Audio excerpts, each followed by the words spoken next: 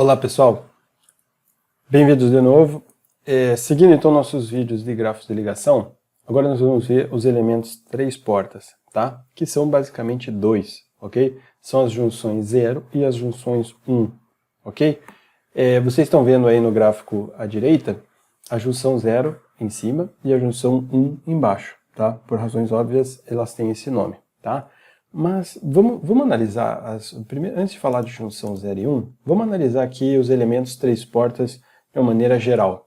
Tá? Independente do tipo, aqui eu coloquei até uma interrogação, independente do tipo que seja esse elemento 3 portas, uma coisa que sempre deve ser respeitada é o somatório das potências ser preservado. Tá? O que isso quer dizer? Isso quer dizer que o somatório das potências que entra nessa junção tem que sair de alguma forma, ok? Essas junções, elas são, como no caso dos elementos duas portas, os transformadores e os geradores, são considerados ideais, ou seja, eles não conservam e nem dissipam energia, tá? Pois bem, então nesse caso aqui em específico, a gente está vendo que as potências que entram nesse elemento 3 portas, sejam ele qual for, aqui é a potência 1 da ligação 1 e da ligação 3 entram nessa junção, e as potências que saem dessa junção é a potência da ligação 2. Então o que isso implica? Isso implica que E1F1 mais E3F3 é igual a E2F2. Tá? Então independente de qual seja esse elemento 3 portas, essas relações sempre devem ser obedecidas, tá?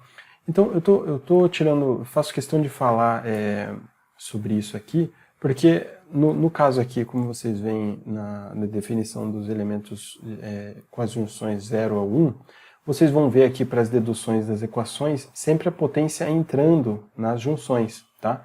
Eu só queria deixar claro que nem sempre é o caso que esses referenciais de potência vão estar sempre entrando nas junções, tá? Pode ser que eles estejam, como aqui nesse exemplo, alguns entrando, alguns saindo, ou todos saindo, por exemplo. Tá? Então, cada vez que você tiver um elemento desse no teu diagrama, no teu gráfico de ligação, você vai ter que analisar ele caso a caso. Tá?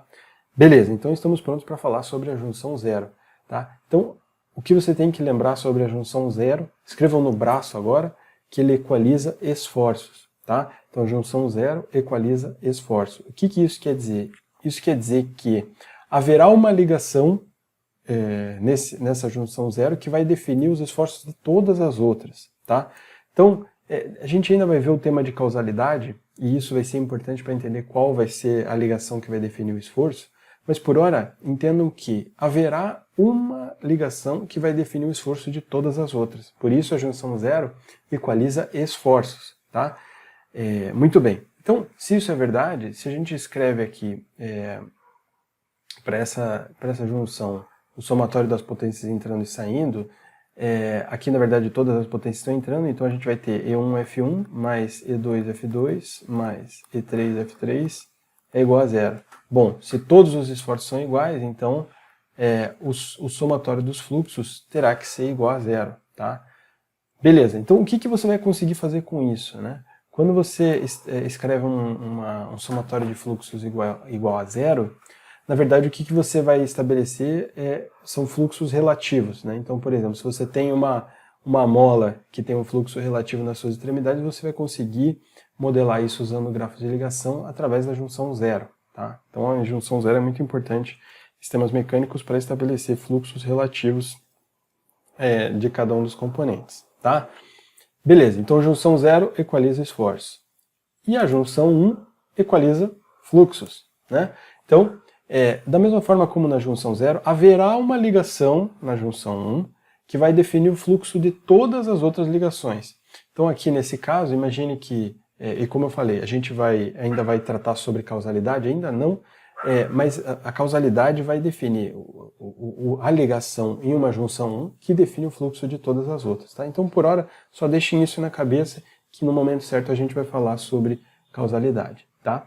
Pois bem, então se todos os fluxos são iguais, se a gente escreve a mesma coisa que a gente fez para a junção 0, a gente vai ter que o somatório de esforços vai ser igual a 0. Tá?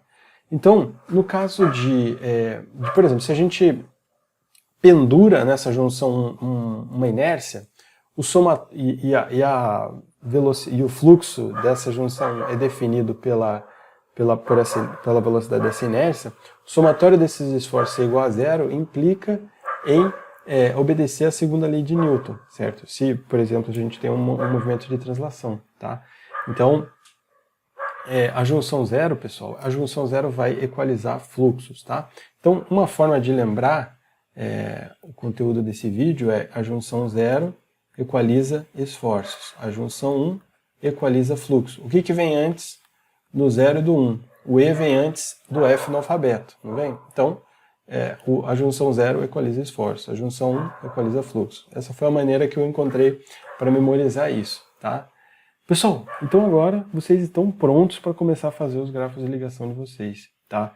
A boa notícia é que no próximo vídeo a gente vai ver um procedimento que unifica a obtenção de grafos de ligação para sistemas mecânicos, seja de rotação ou de translação, tá bom?